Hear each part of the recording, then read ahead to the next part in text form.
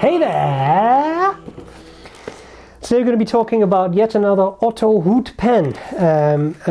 Otto Hutt, as you know, is in the Anglo-Saxon area is pronounced as Otto Hutt, and Otto Hutt is indeed a cousin of Jabba the Hutt.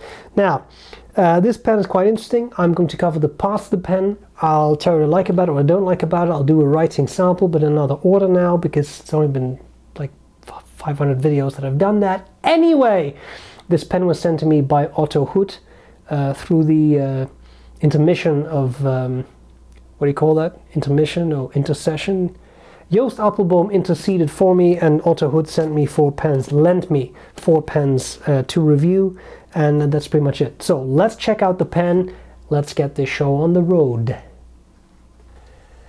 Also, Otto Hutt, design 04. Otto Hutt's been around since 1920. It says so on the box. Maybe they haven't been, but just this sticker has been around since 1920. Who knows? Haha! I made a joke! Okay. We take off this outer sleeve. We get this beautiful white box. Quite nice. And here we have the pen. Now, before we get into the pen, there's also a converter. There is a polishing cloth, a user manual, and a warranty booklet in the box as well. I have chosen to ink up this pen with the cartridge that came with it. Okay, let's have a look at the parts of the pen.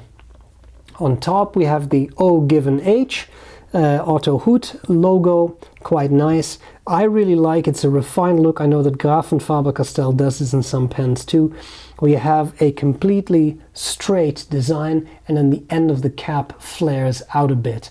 I find that a very refined look, and I think it looks nice, to me at least. Okay, here on the cap it says Otto Hutt, and then here on the back it says Germany 04 and then 15917, which I'm assuming is serial number, model number, whatever. Several finishes of this pen are available. You can get nibs in extra fine through broad and stainless steel and extra fine through broad and 18K gold for an additional €115.17. The pen itself is €206.61.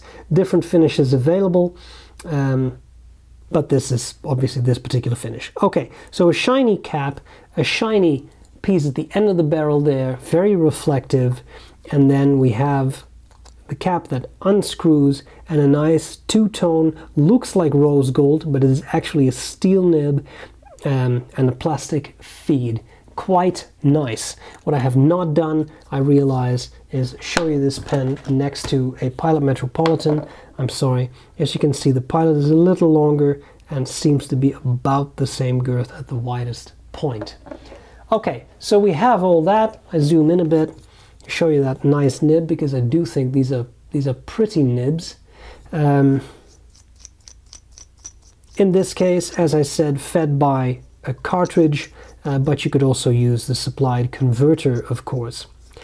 The clip is nice because it is spring-loaded. I always love that, spring-loaded clips, and as you can tell from the end of the barrel, this posts very securely.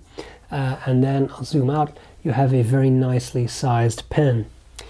Narrow section that tapers down, and then flares out a little bit. And then you have this plastic end at the bottom, which is not bad because that's in the ink often. Okay, nicely sized pen. Let's see how it performs. Here we have an Otto Hutt. This is the design 04. I'm pretty sure this was a medium nib, and the ink is just the blue cartridge that came with the pen. Now, because this pen is skinny and really quite long, I don't like using it posted. I find that it gets top heavy. So I'll use it this way. And this medium nib, don't be distracted by the sound, because microphones often pick up this frequency very well. Very smooth writer. and a very pleasant writer.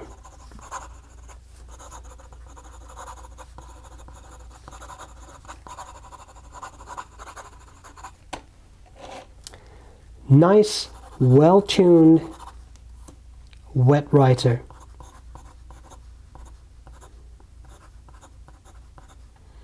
Nib is relatively stiff, not advertised as a flex nib. You can get out a little bit of line variation, but I would be a bit careful with that.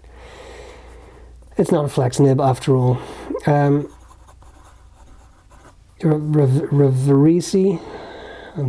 Reverse writing gets very scratchy. Possible for a few words, but I would say it gets very scratchy, so I'd be careful with that. It's not very pleasant. Okay, I would like to discuss next what I like and what I don't like about this pen. Let's get started. What do I like? What do I not like about the Otto Hutt Design 04? Great writer. The Otto Hutt steel nibs have blown me away. The gold nibs are absolutely wonderful, but the steel nibs are really great too, and I think that is magnificent. What do we have? We have a steel nib, two-tone. We have a slim pen, comfortable to use, lovely writer. I think all of that is great. Spring-loaded clip, also really cool, by the way. I always love that.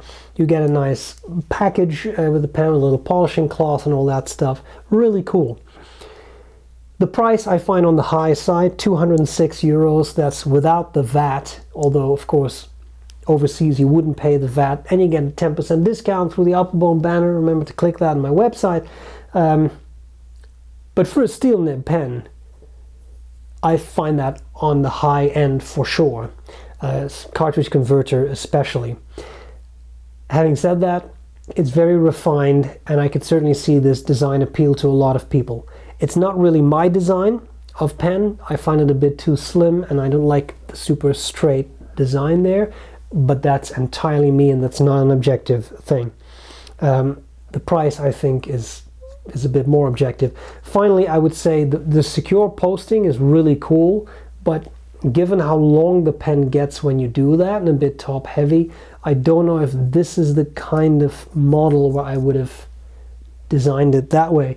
But I wasn't consulted, so not my issue, not my responsibility. That's pretty much it. I hope this was useful. A very kind thank you to Otto Hutt for lending me the pen. I appreciate it.